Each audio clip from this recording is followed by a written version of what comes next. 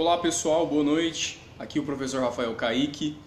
Estou fazendo uma live aqui agora, comentando quais são as principais bases para quem vai estudar Geografia e História de Goiás para qualquer concurso público dentro do estado de Goiás, seja para Saneago, seja para Procon e outros certames que devem abrir ainda, é o caso aí da PM, também Polícia Civil. São bases, né? São conhecimentos basilares para qualquer concurso. Então quem vai fazer algum certame aí, quem vai prestar algum concurso, tem que ficar atento, porque primeiro porque os editais eles se baseiam na lei de 2004 que institui essa disciplina Geografia e História de Goiás, né? Tem lá outro nome, Realidade Étnica, Histórica, Social, Cultural, Econômica do estado de Goiás, e a partir disso todas as provas têm no mínimo 5, 6 questões, dependendo do concurso, da banca, entre 4 e 6 questões.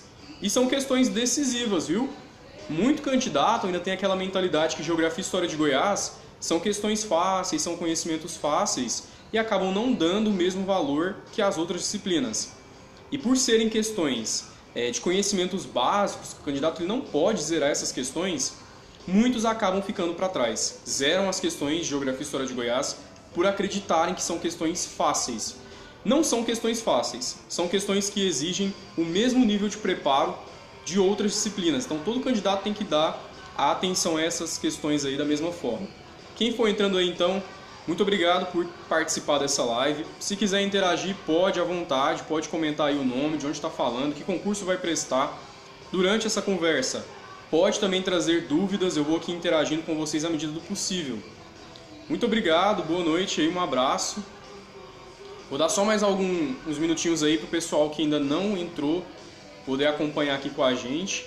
Como que vai ser essa análise minha? Estou pegando aqui os itens que estão lá na lei de 2004. São os itens que constam em todo o certame. O que vai mudar, pessoal, é a maneira como a banca cobra essas questões. Banca UFG vai cobrar de uma forma, banca Quadrix aí do Procon vai cobrar de uma forma, a banca CESP ela cobra de uma maneira. Então, os conteúdos eles são os mesmos, eles não mudam, eles não se alteram devido à lei. A lei ela é instituída para todos os certames regionais. O que altera é a maneira como a banca vai cobrar. Por isso que eu sempre falo, quem aí vai prestar no caso Saneago, vai prestar PM Goiás ou até agora Delta Goiás, que vai abrir logo aí em breve, não deixa para estudar Geografia e História de Goiás na última hora. Começa a estudar agora porque essa disciplina é obrigatória e ela demanda do candidato um preparo desde antes.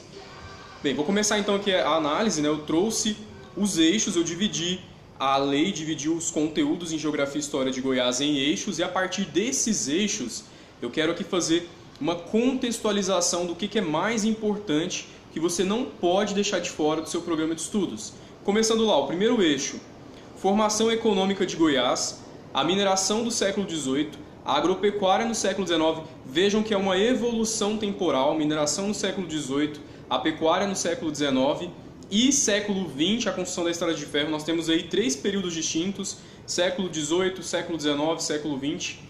Além disso, a modernização da economia goiana, as transformações econômicas com a construção de Goiânia e Brasília, industrialização, infraestrutura e planejamento. Só esse eixo temático está cobrando muitos conteúdos. Começa desde lá do processo de ocupação do território goiano.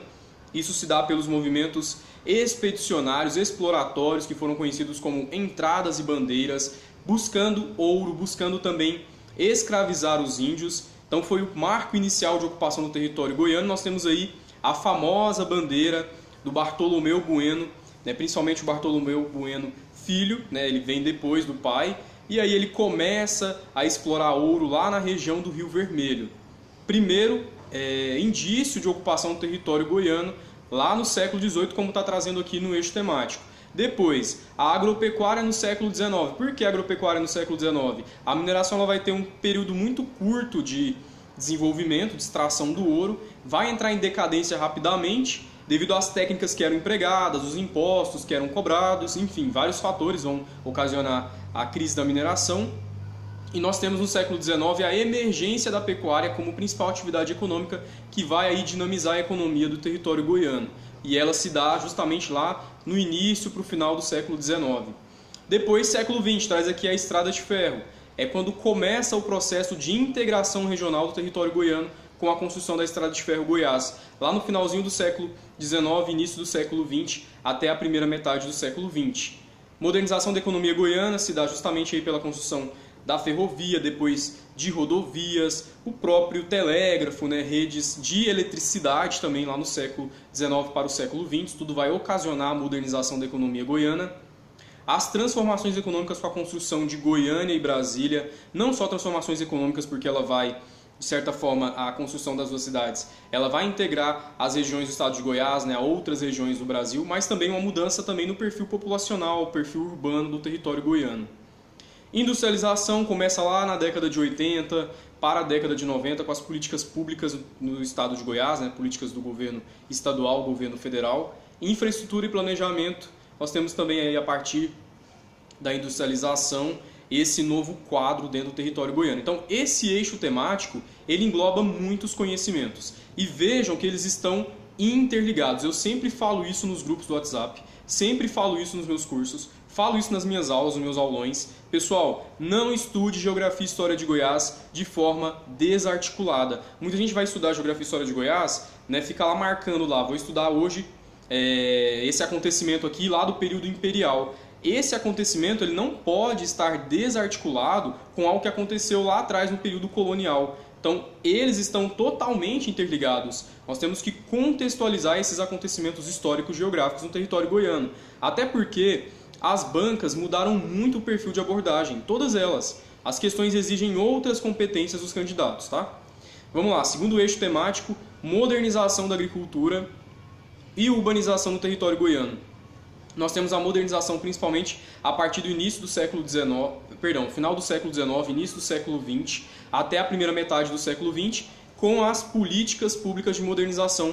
Vários programas que são inseridos dentro do território goiano, como é o caso do Polocentro, Prodescer, programas que vão impulsionar a modernização dos meios de produção e, claro, a expansão da fronteira agrícola no estado de Goiás. A urbanização do território goiano também está relacionada porque nós temos muitos municípios goianos que tiveram a sua dinâmica urbana alterado depois as transformações na produção agrícola. É o caso aí dos municípios da região sudeste, por exemplo, região sul, sudoeste do estado de Goiás. Terceiro eixo temático, população goiana, povoamento, movimentos migratórios, densidade demográfica. De novo, esse eixo temático ele está correlacionado, né? Então eu tenho lá povoamento, temos várias fases de povoamento aqui dentro do território goiano, começando pelas bandeiras, depois nós temos esse povoamento a partir da pecuária, temos esse povoamento aí numa fase da modernização do estado de Goiás com a Estrada de Ferro, que vai permitir também aumento populacional, e também as políticas de incentivo à industrialização, à expansão da fronteira agrícola, fazem parte desse processo de povoamento. Movimentos migratórios são os fluxos migratórios que vieram para o território goiano desde o período de ocupação inicial, no período colonial, até essas fases que eu acabei de elencar aqui. E densidade demográfica, né?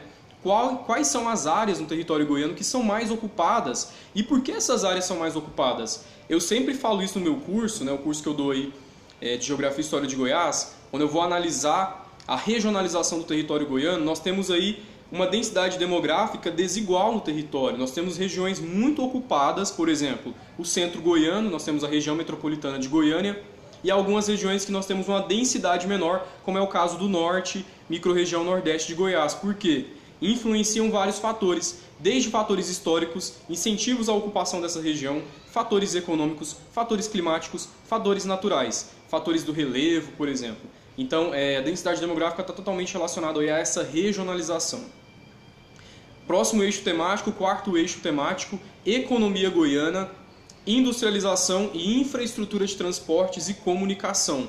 Ou seja, está relacionando aí a dinâmica econômica a partir dessa integração regional feita pela construção de infraestrutura, transportes e comunicação. Como eu disse, se dá principalmente lá no final do século XIX, Estrada de Ferro Goiás, telégrafo, rede hidroelétrica, né, no estado de Goiás, a energia no estado de Goiás.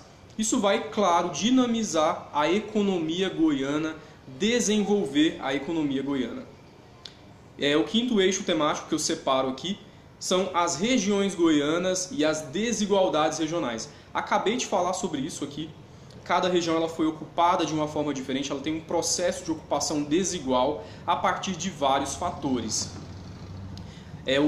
O sexto aspecto, aspectos físicos do território goiano, vegetação, hidrografia, clima e relevo.